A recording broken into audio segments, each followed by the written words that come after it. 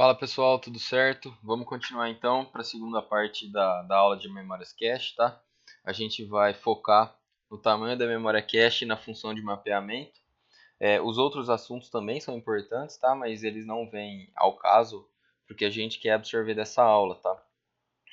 Tem alguns slides falando sobre esses assuntos, o livro também está lá para quem quiser se inteirar mais, mas o que vai importar para a gente aqui no caso vai ser o tipo de mapeamento e o tamanho da memória. Por quê? Porque isso influencia diretamente no desempenho das nossas memórias, tá?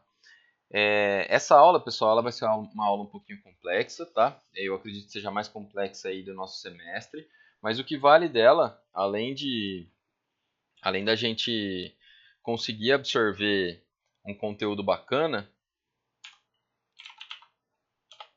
a gente vai apurar bastante o nosso raciocínio, tá bom? Bom, então, bora começar. Quando a gente fala de tamanho da memória cache, basicamente, quanto maior a nossa memória, maior vai ser aquela chance de acerto que a gente tem, tá?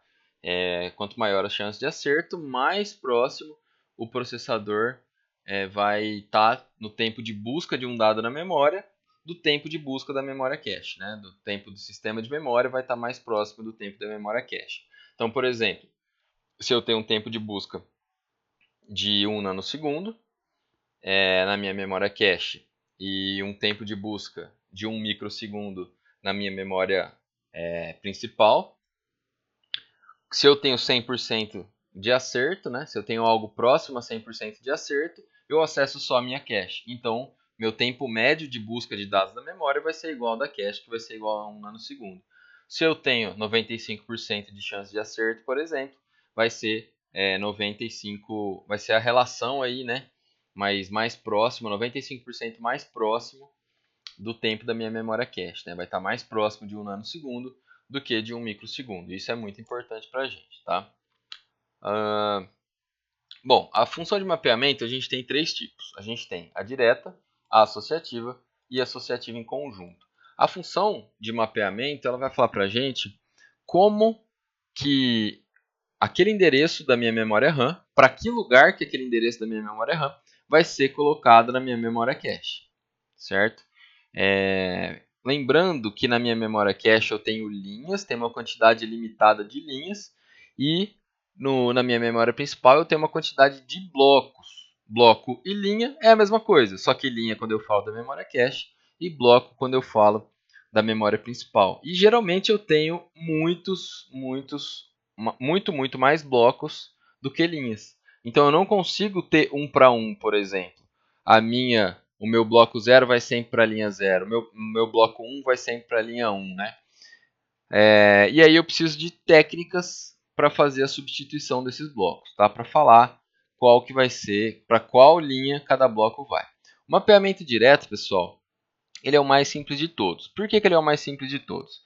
Porque, dado um número de linhas, e um número de blocos, né? Um sendo múltiplo do outro, por exemplo, se eu tenho aqui 128 blocos e tenho 16 linhas, né? 128 dividido por 16 dá 8, né? Então eu vou ter 8 vezes mais blocos do que linhas, certo? Então, por exemplo, o meu bloco 0, no mapeamento direto, né? Para onde meu bloco 0 iria? Iria para a linha 0. E meu bloco 1? Iria para a linha 1. E meu bloco 2? Iria para a linha 2. E o 3? Para 3. E meu bloco M, que no caso aqui seria 16 menos 1, né? Que seria o tamanho da minha memória cache, iria para a minha linha 16 menos 1, ou seja, iria para 15. Mas e o meu bloco sucessor aqui, o posterior? Ele iria para qual? O 16. Ele iria para qual linha? O meu bloco 16, a gente considera que ele vai para a linha 0 novamente. Beleza? É simples assim. O meu bloco 17 para a linha 1, meu bloco 18 para a linha 2, meu bloco 19 para a linha 3 e assim sucessivamente. E o meu bloco 31, que é o meu bloco 2M-1. Meu bloco 31 iria para a minha linha M-1. E meu bloco 32 voltaria para L0. Então é basicamente assim.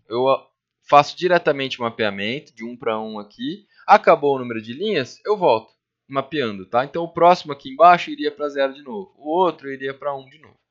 Simples assim, sem dor de cabeça, tá? Agora, pessoal, vamos ver como que funciona o fluxograma para fazer esse mapeamento. Existe uma requisição de memória em algum ponto do meu sistema. Fiz uma requisição de um dado que está na minha memória. O que vai ser feito? Chegou essa requisição, a gente vai lá na linha que era para aquele bloco estar alocado. Então, vamos supor, eu quero buscar uma palavra que está no bloco 3. Se está no bloco 3 e eu tenho mais que 3 linhas na cache, né, mais que 4 linhas na cache, eu vou onde? Eu vou na linha 3. Fui na linha 3. O meu bloco está aqui? Não, meu bloco não está aqui. Então, teve uma falha. O que tem que ser feito, então? Eu vou lá na minha memória principal, busco o bloco 3, volto e coloco na minha linha 3. Certo? Qual seria o grande problema dessa função de mapeamento? Se vocês pararem para pensar, aqui nesse caso, o 0 e o m, eles ocupam a mesma linha. E se eu utilizar o 0 e o m no mesmo programa, ou seja, em ciclos, né, muito próximos, em ciclos sucessivos, né, o que eu vou ter que fazer? Eu vou ter que ficar substituindo. Esse L0, uma hora ela vai conter o bloco 0 e outra hora ela vai conter o bloco 0, o bloco M, desculpa. Então eu vou ficar substituindo esse cara sempre. Ah, mas não posso colocar o M na linha de baixo? Não, no direto eu não posso. Tem que ser dessa forma, certo? E como que a gente faz o mapeamento desses endereços, né, desse endereço na memória cache? Esse cara aqui, ó, pessoal, ele vai definir para a gente qual que é o formato do endereço de mapeamento para a gente. Então, quando a gente vai falar de mapeamento direto, a gente vai ter 3 campos, tá, no nosso endereço. Esse aqui é o endereço da memória normal, tá? Então, eu tenho lá o endereço 0, endereço 1, endereço 2, 3, 4. Se eu tenho 64 GB de memória principal, né, eu vou ter um baita do endereço aqui, porque eu tenho que referenciar todos os meus endereços, né? Bom, então, supondo aqui que eu tenho um tamanho de 32, por exemplo, de endereço da memória. E aí, se eu tenho 32 bits para representar a minha memória, como que eu faço o cálculo de quantos bytes que eu tenho nessa minha memória? 2 elevado a 32. Por quê? Porque eu tenho as minhas palavras aqui, ó. Aí eu tenho a minha memória referenciável a byte, então fica fácil de fazer esse cálculo. Eu posso referenciar cada byte da minha memória. E o que são essas palavras? O que é essa palavra, né? É qual byte que eu estou referenciando. Então vamos começar aqui do início. Se eu estou referenciando uma palavra, ou seja, se eu estou referenciando um byte, eu tenho que falar qual byte que eu estou referenciando. Porque dentro de um bloco, por exemplo, eu posso ter aqui, ó, 4 bytes ou 4 palavras. Se eu tenho 4 bytes dentro de um bloco, quantos campos que eu vou ter, quantos bits que eu tenho aqui para representar cada palavra dentro desse bloco? 4 palavras, eu preciso de 2 bits para representar cada uma dessas palavras. Vocês concordam? Para representar a W0 seria 00, para representar a W1, 01, para representar a W2, 10, para representar a W3, 11. Então, com 2 bits, eu consigo representar 4 palavras. E com 3 bits, consigo representar 2 elevado à terceira. Poderia, então, se eu tivesse aqui 8 palavras por bloco, eu precisaria de 3 bits para representar as minhas 8 palavras. Então, vimos já para que funciona cada um desses blocos, tá? Cada uma. Aliás, já vimos para que funciona o primeiro campo do meu formato de endereçamento da memória cache. E o segundo? O segundo vai falar para a gente qual linha que vai ser alocado aquele bloco. Ué, como que ele vai saber? Ele vai pegar o endereço do bloco, por exemplo, se eu tenho aqui 2 bits representando a palavra, eu vou ter os outros bits representando a linha que ele vai ser alocado. E como que eu sei?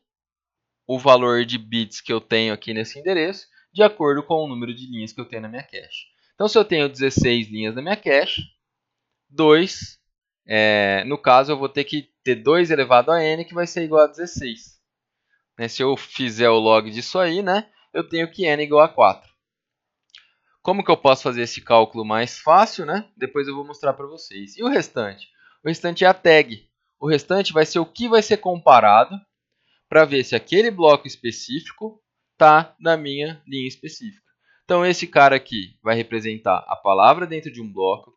Esse cara aqui vai representar a linha que aquele bloco deverá ser alocado. E esse cara aqui vai ser uma comparação que eu vou ver se aquele bloco que está naquela linha é realmente aquele bloco que eu quero. E como que eu descubro o tamanho dessa minha tag? De acordo com os bits restantes. Então, por exemplo, se eu tinha 32 aqui, 32 bits do total, usei 2 aqui e usei 4 aqui, vai sobrar então 26 bits para eu representar a minha tag, ou seja, para eu representar o restante da minha memória principal. Beleza? Não é fácil mesmo, pessoal, mas vamos lá, vamos com calma. Bom, vamos colocar isso.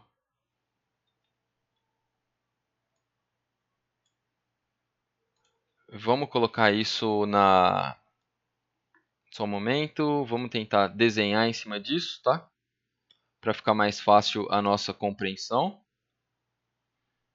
Então, peguei aqui uma imagem, vou fazer o desenho em cima desse cara. Como que a gente faz, então, para fazer o cálculo aqui? Vamos supor um exemplo aqui, no qual eu tenho uma memória principal de 64K. 64 MB, por exemplo. Como que eu represento 64 megabytes, tá?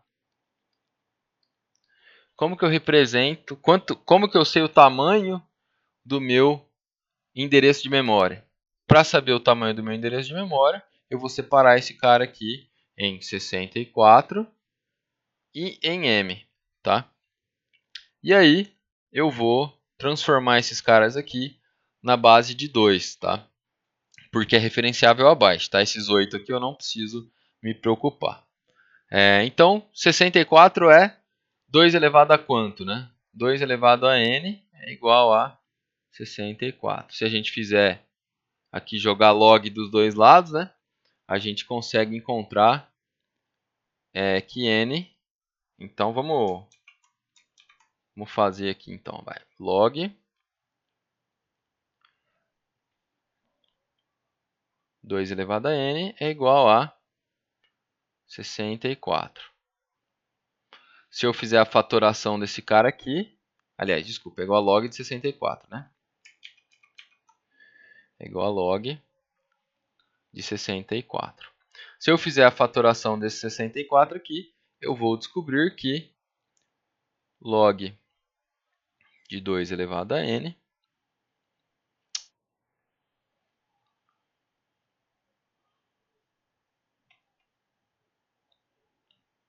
é igual a 2 elevado a sexta,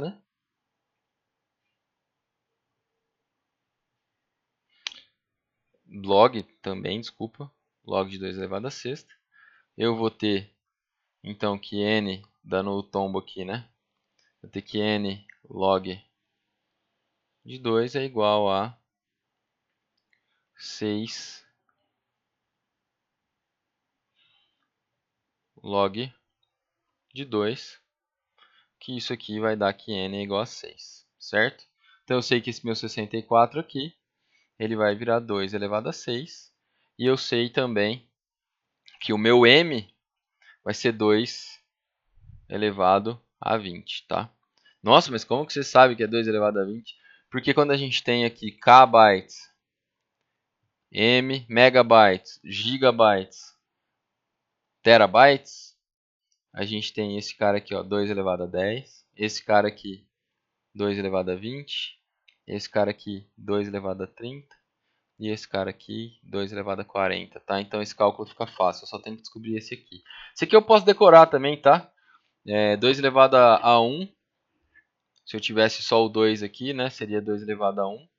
Se eu tivesse 4, 2 elevado a 2, 2 elevado a 4 e assim por diante, né? Então eu sei que 64 eu vou ter 2 elevado a 6, 2 elevado a 6, né? Puxando esses valores que a gente encontrou, a gente vai ter 2 elevado a 6 multiplicado por 2 elevado a 20, né? Isso aqui vai dar 2 elevado a 26. Então, para representar os 64 megabytes, 64 mega endereços que eu tenho aqui dentro, eu vou precisar de 26 bits, tá? Então aqui eu vou precisar de 26 bits. Então eu sei que o meu endereço de memória no total tem 26 bits. Esse cara aqui, ó, tem 26 bits. Beleza? Vamos apagar tudo isso aí agora. Pra gente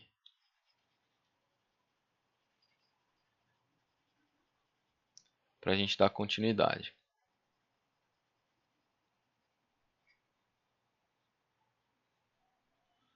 Então, descobri já o tamanho do meu endereço de memória. Vamos utilizar as informações que a gente tem aí e a gente define um tamanho para nossa cache, tá? Já define um tamanho para nossa cache. Bom, então já sei o tamanho do meu endereço de memória, que vai ser 26, certo? Eu tenho aqui que ter 26 unidades referenciáveis. E o tamanho da minha cache? Não sei ainda. Vamos fazer o cálculo, então, do tamanho do meu bloco. Tá? Se eu tenho 4 palavras, 2 elevado a n é igual a 4. Né? E eu já sei que 2 elevado a 2 é igual a 4. Né? Então, eu sei que meu n é igual a 2. Né? Opa, vamos fazer certinho essa conta. Né? Eu sei que 2 elevado a n é igual a 2 elevado a 2. Até mais fácil, né? Vamos tirar essas bases aqui, n é igual a 2. Né? Então eu sei que o meu campo de palavras, meu campo de offset, que a gente pode chamar, também é igual a 2. Então, aqui nesse restante, sobram 24. Né?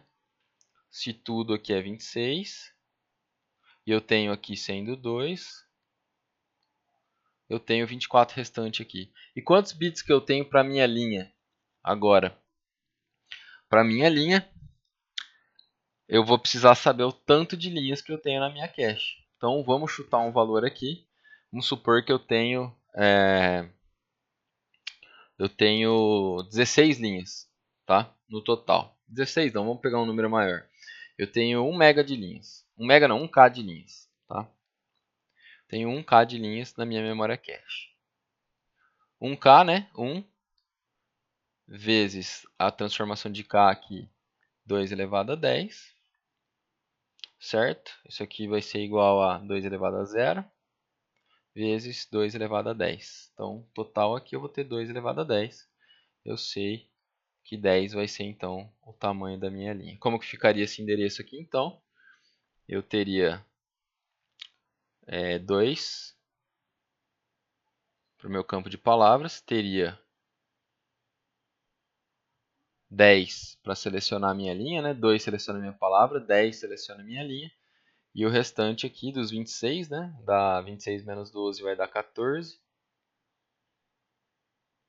14 para ser a tag de comparação. Então, esse aqui forma o formato aqui do meu mapeamento associativo, tá? Meu mapeamento direto no caso. Beleza? Então, é assim que a gente vai fazer os exercícios. Vamos voltar então aqui para os nossos slides. Fizemos um mapeamento direto, né? Vamos falar agora do associativo. Direto, cada um tem um lugar certo para ser mapeado na memória. O associativo é o contrário disso. Ninguém tem lugar certo para ser mapeado na memória. Mas e aí, onde que vai? Vai onde quiser. Pode ser aqui? Pode ser aqui. Né? Fui buscar um valor novo na memória, busquei lá um bloco novo, né? Vou ter que colocar na cache. Onde que eu coloco? Onde você quiser. Vai depender do seu algoritmo de substituição. Beleza? Tem vários tipos de algoritmo. Eu posso colocar, por exemplo, na linha que está sendo menos usada. eu posso colocar, por exemplo, na minha linha mais velha. Eu posso colocar aleatoriamente. Isso vai depender do seu projeto. E aqui, no caso, como é que funciona, né? A gente vai ter um sistema que vai comparar o endereço de memória que eu estou buscando, no caso a tag que eu estou buscando, com todas as tags que tem na minha cache. Então ele compara uma a uma, verifica se alguma tag bate com a tag das minhas linhas e fala, ó, esse bloco está na minha cache. Então posso utilizar as informações dele. Ou se não, esse bloco não está na minha cache. Então não posso utilizar as informações dele, tenho que ir na minha memória principal buscar aquele bloco e colocar aquele bloco na minha memória principal. Então aqui no caso fica muito mais simples, eu só preciso saber o número de palavras. Aqui no caso, vamos supor que eu tenho agora 8 palavras, vai até W7 aqui, tá? Para descobrir, eu faço que é 2 elevado a 8, né? É igual a 2 elevado a n. E aí, desculpa, eu faço que 8 é igual a 2 elevado a n. Sei que 2 elevado a terceira é igual a 2 elevado a 8, então eu sei que meu n é igual a 3. E aqui eu vou ter 3 bits para representar a minha seleção de palavras. E o restante vai ser tudo tag, tá? Se eu tiver aqui 32 bits, 3 fica para a palavra e os outros 29 vai ficar para a minha tag. Esse aqui é mais simplesinho, tá? De fazer o cálculo. E a gente tem aqui o mais utilizado, que é o mapeamento associativo por conjunto, que ele é a mistura, né? Ele pega as duas partes do mapeamento direto e o mapeamento associativo. Qual que é a vantagem desse cara aqui, né? É que eu posso fazer um algoritmo que eu deixo os blocos mais utilizados sempre disponíveis para mim na minha memória cache, né? Eu posso falar que os mais utilizados eles vão permanecer na cache e os menos utilizados eles vão ser substituídos por algum outro bloco, né? Então aqui eu tenho uma taxa de acerto maior para esse caso, porém um tempo de busca maior também, né? Porque eu tenho que verificar todos e o circuito acaba ficando caro, né? Muitas interconexões. Então eu tenho vários caminhos para buscar. No mapeamento direto, qual que é a minha vantagem, né? Eu só tenho uma linha para verificar. Verifiquei aquela linha, acabou, não está lá. Posso ir embora, posso buscar na minha memória principal, ou está lá, garanto que a informação está lá, volto e uso aquele dado. E aí a gente tem um mapeamento associativo por conjunto, né? Que ele é basicamente a mistura dos dois. Só que agora, em vez de ter uma linha específica, como no mapeamento direto, para colocar um dado, a gente vai ter um conjunto específico. Então, aquele bloco específico só vai para uma linha específica, para um conjunto específico. Então, por exemplo, o bloco 0 só vai para o conjunto 0. O bloco 1 só vai para o conjunto 1. E assim sucessivamente, tá? Aqui no caso, a ideia é muito parecida, tá? Acabou o número de conjuntos, volto, substituindo aqui no primeiro. Então, por exemplo, se eu possuo, sei lá, 64 blocos e possuo 4 conjuntos, então os meus múltiplos aqui, o 0, o 4, o 8, o 12, eles só podem ir para o conjunto 0. Qual linha? Qualquer uma. Então, se eu estou utilizando o 0, o 4 e o 8 no mesmo programa, eles todos podem estar na cache ao mesmo tempo. Então, eu perco aquela inflexibilização que o mapeamento direto me dava. E o que eu ganho aqui no caso? Eu tenho menos linhas para fazer a comparação. Eu busco mais rapidamente do que eu buscava no mapeamento associativo. Tá? Que eu não preciso buscar todas as tags até eu encontrar, né? Fora que o tempo varia aqui, né? Porque pode ser que esteja na primeira, pode ser que esteja na última, né? Aqui no caso eu sou direcionado já, ó. Fala, se não estiver nesse conjunto, ele não vai estar em lugar nenhum. Então, por exemplo, se eu tenho um conjunto aqui de 4 linhas, eu vou pesquisar sempre 4 linhas. E eu vou ter 4 vezes mais flexibilidade para alocar os meus blocos aqui, tá? E aí, como que ficaria, né? Aqui nesse caso, como que eu encontro o valor da minha tag? O valor do meu endereçamento, né? Nesse caso, a gente não vai ter o algoritmo, tá? Mas dá para a gente fazer aqui. Vamos supor que eu tenha 4 blocos, tá? Vamos colocar aqui na canetinha.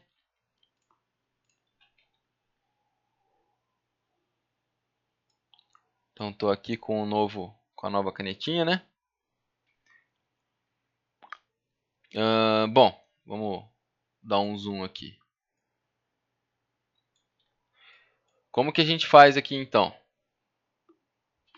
Bom, a gente vai ter novamente, né, aquele tamanho total. E a gente precisa saber qual o tamanho do nosso endereço. Então eu vou colocar aqui que eu tenho 2 GB, tá? 2 GB agora de memória RAM no total, tá? Tenho 2 GB de memória RAM. Quantos bits eu preciso para representar, para endereçar todos esses bytes? Se eu tenho 2 GB, né? Então eu vou ter 2 e G. Vamos fazer direto aqui agora, hein? Eu vou ter 2 e G. O 2 eu posso representar como 2 elevado a 1, né? E o G multiplicado, né? E o G 2 elevado a 30, né? Se é, então, 2 elevado a 30, eu vou ter um total aqui de representação de 2 elevado a 31. Então, para representar todos os bytes aqui, eu vou precisar de 31 bits no total aqui no meu campo de endereçamento, tá? Agora vamos supor que eu tenho uma linha que cabem 128 bytes nela. Tá? Eu tenho uma linha que cabe em 128 bytes. Eu defini isso, né? Tem uma linha, essa é a minha linha, né? Cabe 128 bytes. O tamanho dela são 128 bytes. 128 bytes, ou seja, dentro da minha linha eu tenho 128 unidades que eu preciso referenciar, que é esse primeiro campo aqui das palavras, tá? 128, eu tenho que descobrir quantos bits que eu preciso. Então, 128 é igual a 2 elevado a n. 128 é igual a 2 elevado a n. 128 eu sei que é 2 elevado a 7, que é igual a 2 elevado a n. Então eu sei que n é igual a 7. Então eu sei que o meu primeiro campo aqui é igual a 7. Beleza? E eu sei que o total, eu tenho no total de cache aqui 64K. 64K de cache. Pode ser? 64K. Então o tamanho da minha cache